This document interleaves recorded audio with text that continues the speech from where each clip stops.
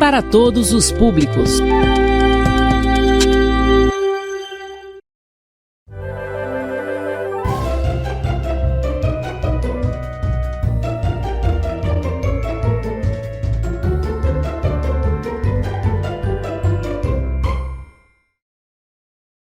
Olá, sejam bem-vindos à 7ª aula de Geografia do 8º ano, que tem como tema América, Hidrografia e Relevo. Eu sou o professor especialista Diogo Rogério Martins Ferreira. Venham comigo. Trago mais uma vez o nosso livro didático. No contexto em que vivemos, mais do que nunca é importante estudar o livro. O que significa isso? Ler, reler, resumir, fazer exercícios, exercitar o conhecimento, procurar suas atividades na escola, com o seu professor de Geografia e aprofundar os estudos. Para começar nossa aula de hoje, nós vamos começar falando de hidrografia.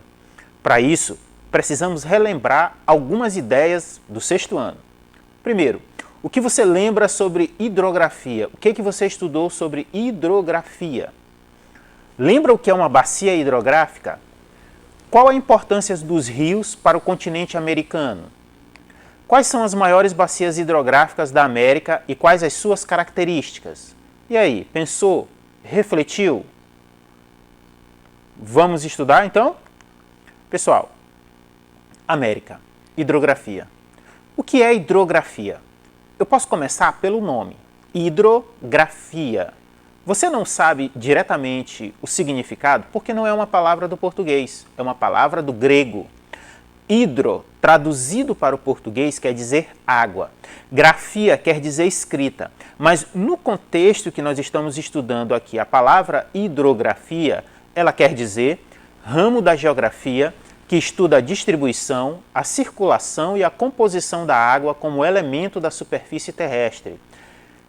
Conjunto das águas correntes ou estáveis de uma região. Descrição da parte líquida do globo terrestre. Então, o que a hidrografia estuda? Hidro quer dizer água, ela estuda as partes líquidas do planeta Terra. E aqui nós estamos estudando a hidrografia das Américas. Não do globo, das Américas, do nosso continente. Para falar sobre a hidrografia do nosso continente, as Américas, é importante destacar a importância da história da hidrografia para a história das Américas. Os rios da América tiveram um papel importante no processo de ocupação do seu território. Eles serviam de vias de circulação em uma época que não havia estradas. Então, desde a colonização, os rios têm um papel importante. Não é à toa que as cidades se localizam geralmente próximas dos rios, devido ao fato de que o principal meio de transporte de pessoas e cargas durante o período colonial era feito através dos navios, eram utilizados os rios. A hidrografia da América possui vários rios. Esses rios, eles nascem nas montanhas do oeste e correm em direção a leste, devido à existência de várias cordilheiras de montanhas a oeste do continente americano. Na hidrografia do continente americano se destacam duas grandes bacias, a Bacia Hidrográfica Amazônica e a Bacia Hidrográfica do Mississippi. Vamos observar esse mapa que eu trouxe aqui. Olhem o título do mapa, América Físico, é o título. Então, esse mapa representa as características físicas da América. Qual é a legenda do mapa? Eu vou dizer que esse mapa é um mapa de altitude.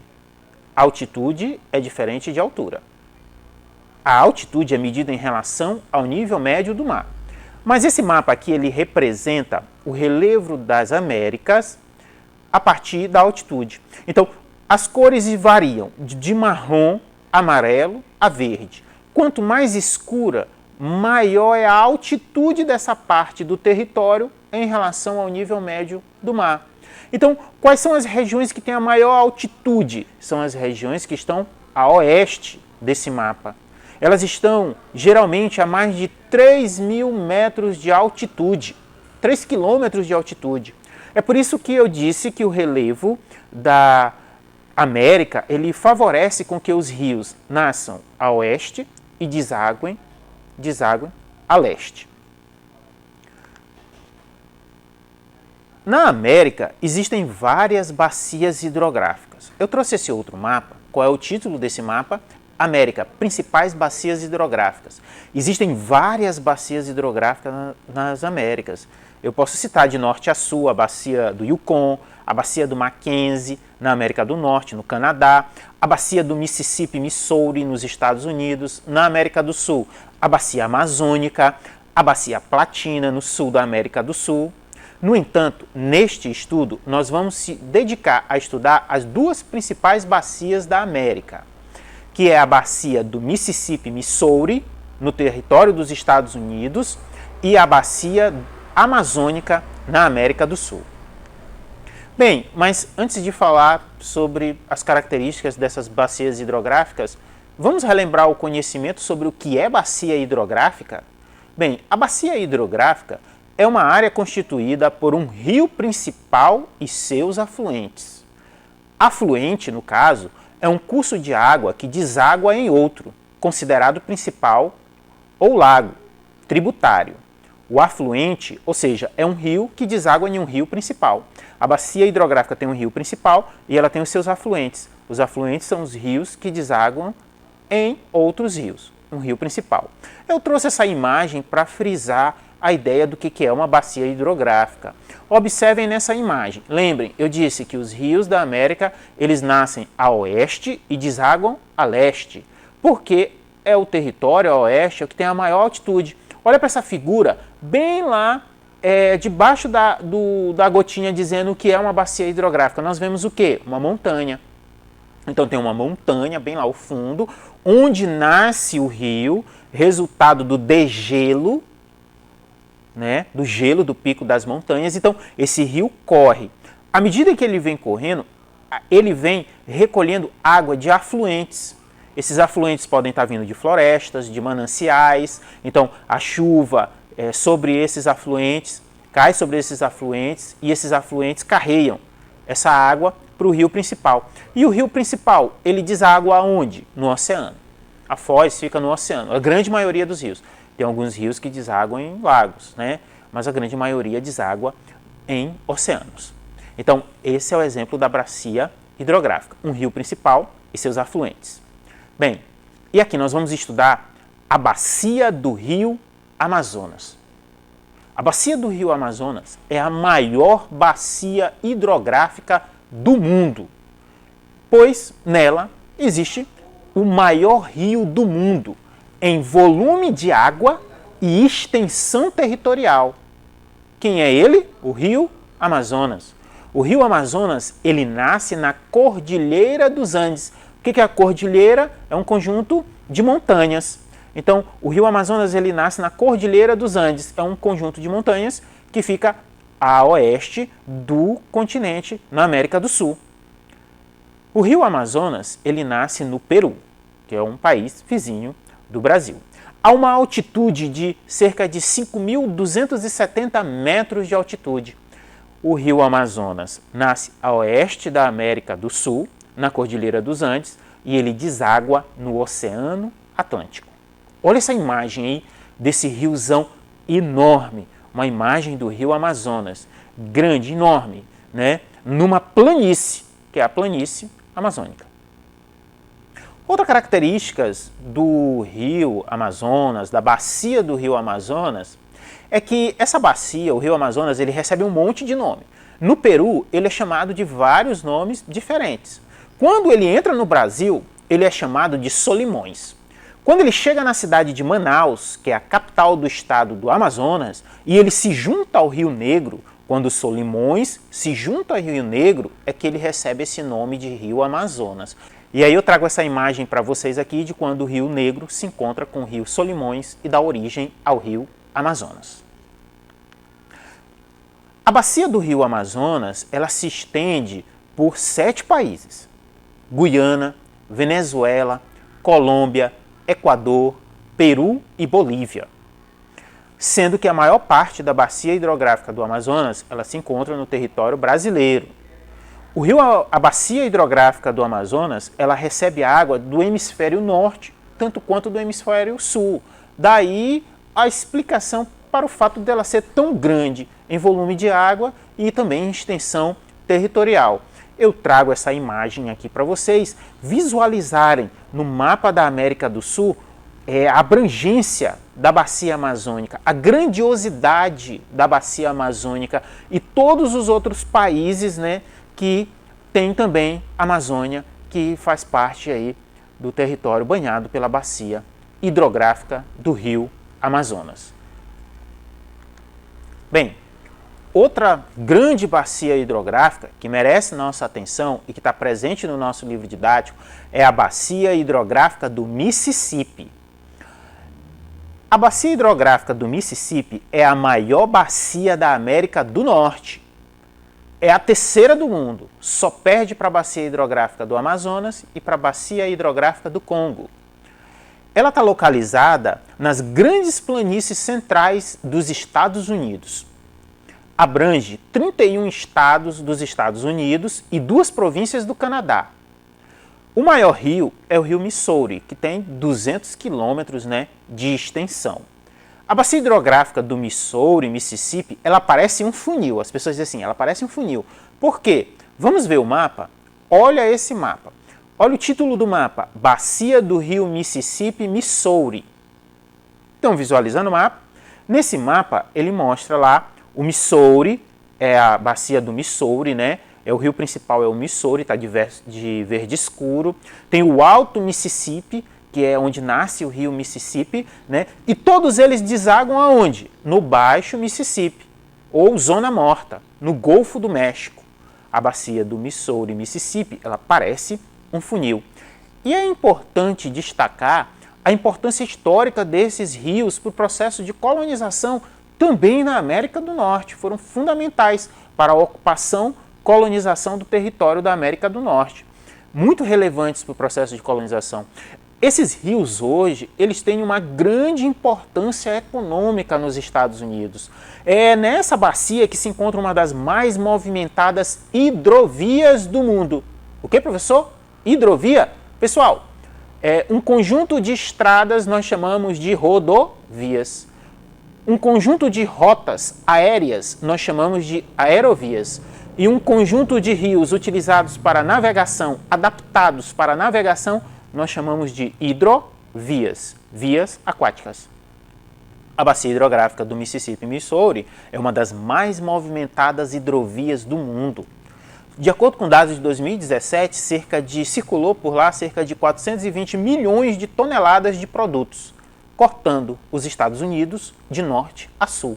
E aí eu selecionei essa imagem para você conseguir perceber essa importância dessa bacia e como o rio é utilizado para várias finalidades.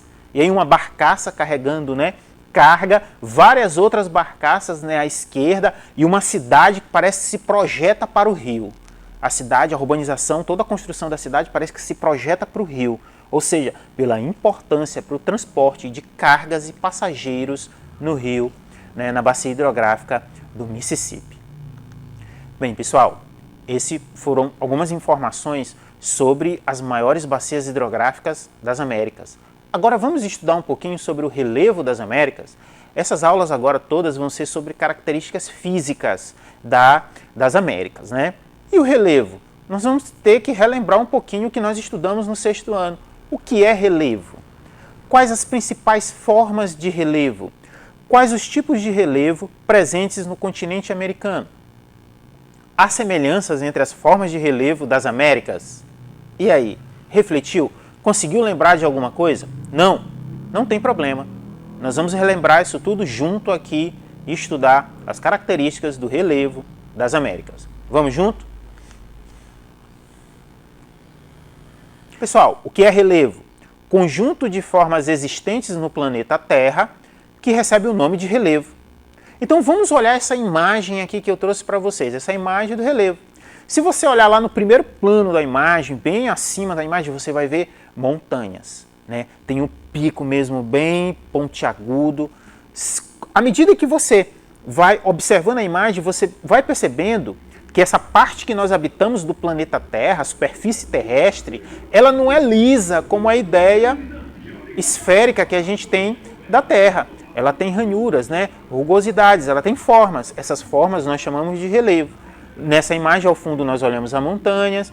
Mais adiante nós percebemos que tem uma planície alta, um plano alto, planalto. E mais assim embaixo, no último nível da imagem, bem ao sul da imagem, nós podemos perceber umas planícies, planos baixos.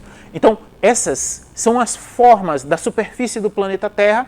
Nós chamamos em geografia de relevo. Para falar de relevo, eu preciso retomar um assunto do 6º ano, que é a diferença entre altura e altitude. Observem que quando eu falei sobre a hidrografia das Américas, eu não disse o nome altura. Eu falei o nome altitude, porque formas de relevo não têm altura, elas têm altitude. E qual é a diferença entre altura e altitude? Pessoal, altura.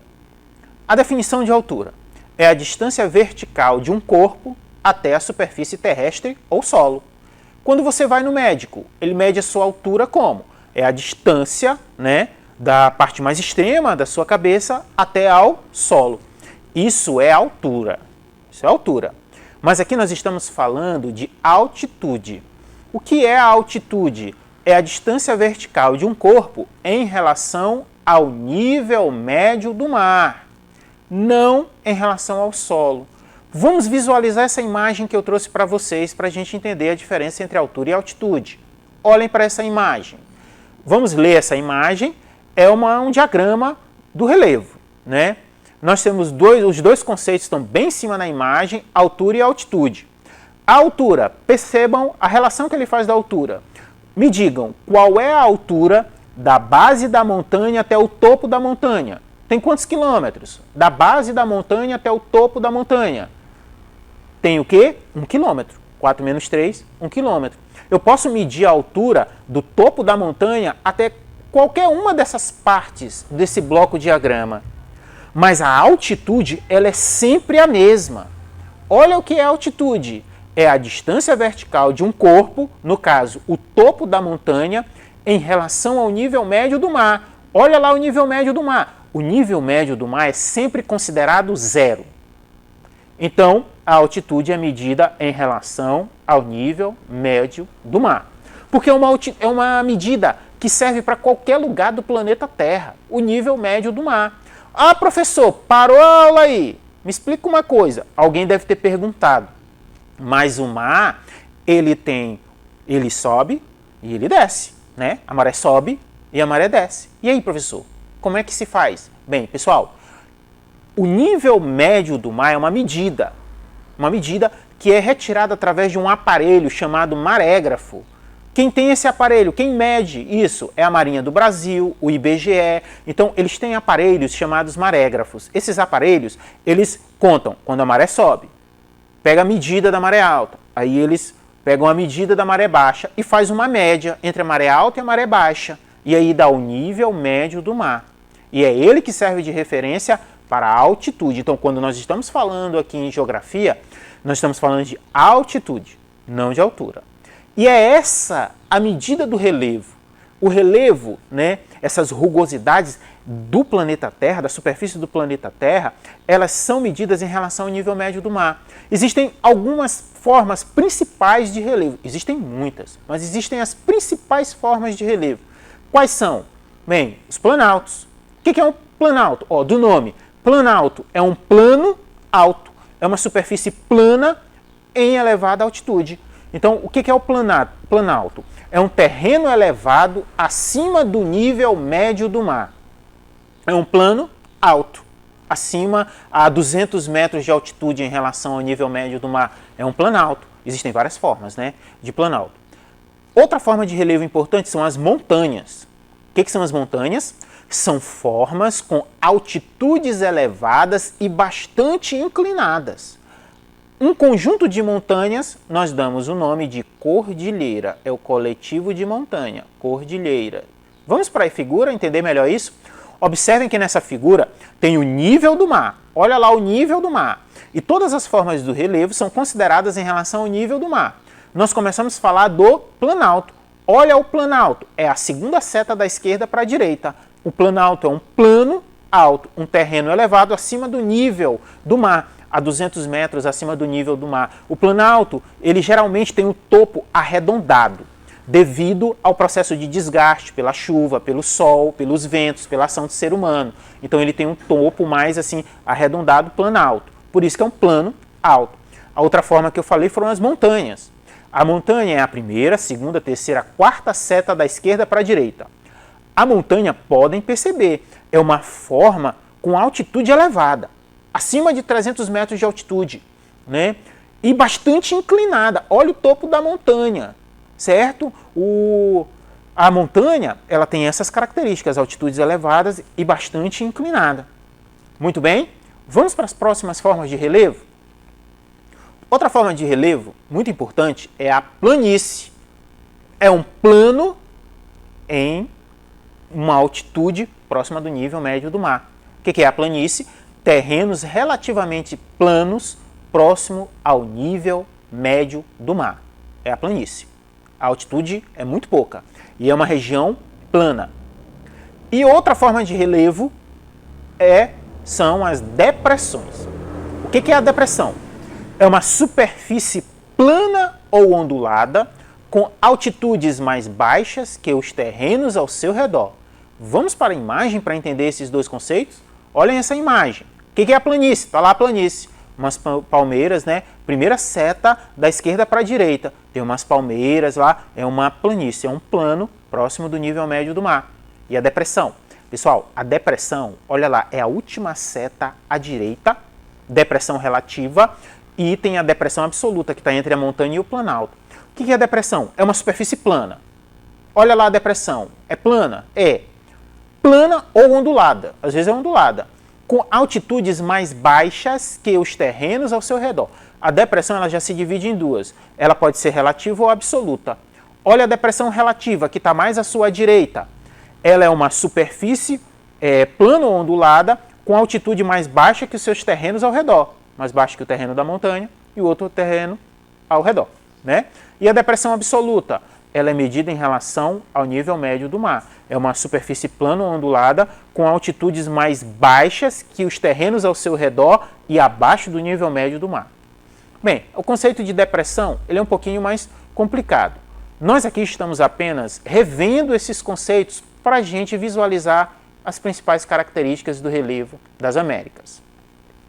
E o relevo do continente americano, pessoal, ele apresenta similaridades entre as Américas. Nós temos a América do Norte, a América Central e a América do Sul. Ele tem similaridades, né?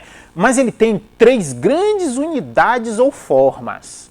Levando-se em consideração a altitude, a idade geológica, ou seja, o tempo de formação, se é mais antigo, se é mais novo, né? E as características da formação dos terrenos. Levando em consideração esses 3 critérios, nós temos 3 formas ou grandes unidades do relevo do continente americano, que são os planaltos orientais, as planícies centrais e as cadeias montanhosas ocidentais.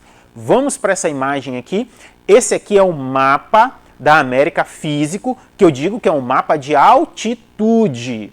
Tudo que está com marrom, não é isso? De marrom bem forte, laranja, marrom, quanto mais escuro, maior é a altitude. Então, qual é a região que tem maior altitude? Essa região toda a oeste do continente americano, que está à sua esquerda de marrom. São cordilheiras de montanhas de norte a sul. São as cadeias montanhosas ocidentais. As planícies centrais, ora, a planície central está no centro da América do Norte, no centro da América do Sul, no território central, né? A planície amazônica, a planície central nos Estados Unidos e os planaltos orientais. Os planaltos orientais estão a leste, oriental, leste, né? É a planície, o planalto do Labrador, no norte da América do Norte, e o planalto central, planalto brasileiro, planalto das Guianas. Vamos estudar melhor isso? Vamos. Primeira grande forma de relevo do continente americano. Planaltos orientais. Bem, os planaltos orientais, plano alto, oriental porque está a leste, né, das Américas, tanto da América do Norte quanto do Sul. Os planaltos orientais têm uma característica, eles têm altitudes modestas. O que é altitudes modestas? Eles estão a 200 metros acima do nível médio do mar, 100, 200, 300, altitudes modestas, né? A forma do topo deles é arredondada, dos planaltos orientais. E eles têm essa forma porque eles foram desgastados pela ação de agentes externos durante muito tempo. Olha a imagem que eu trouxe para vocês. Esse é um exemplo de planalto oriental.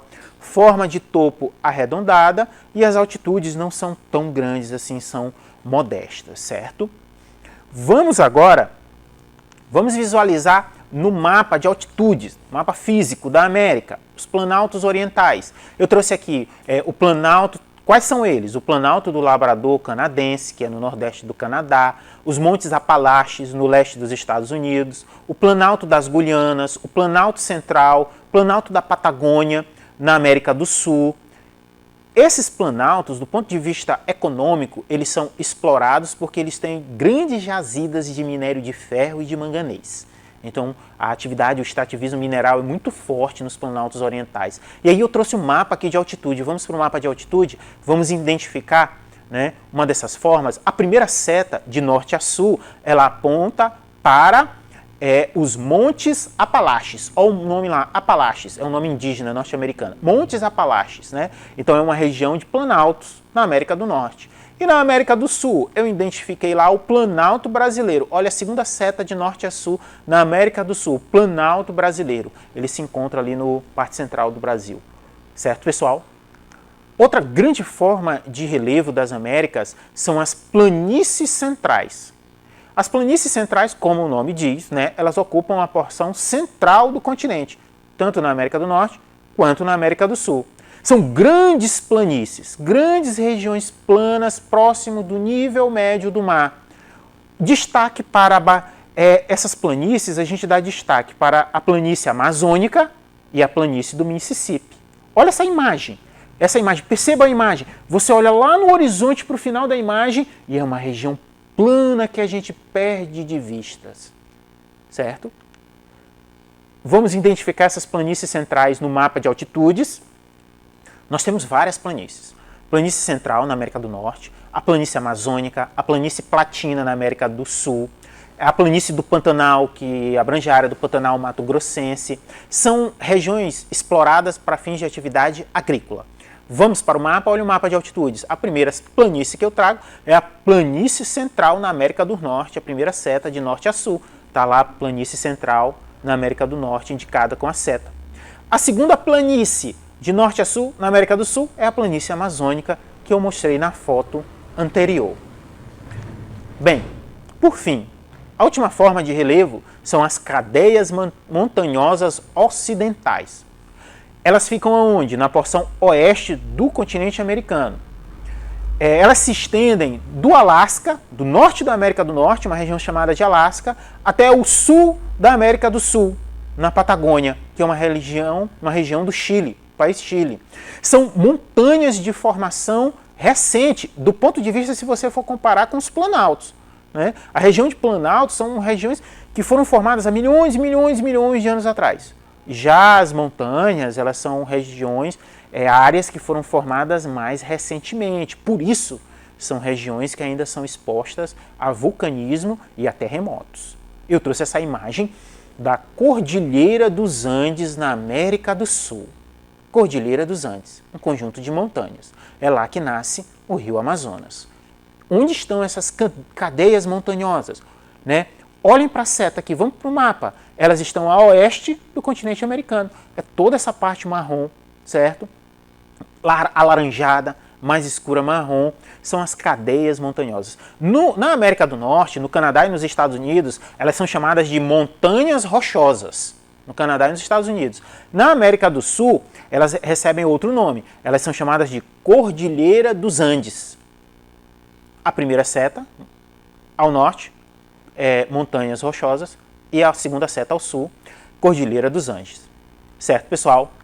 Bem, pessoal, a América é o segundo maior continente do mundo. Destaca-se pela sua grande extensão latitudinal, norte-sul, o que contribui para a ocorrência de grande diversidade hidrográfica, de formas de relevo e de dinâmicas de produção e transformação do espaço geográfico. Bem, vamos ficar por aqui. Espero que tenham gostado. Muito obrigado e até a próxima!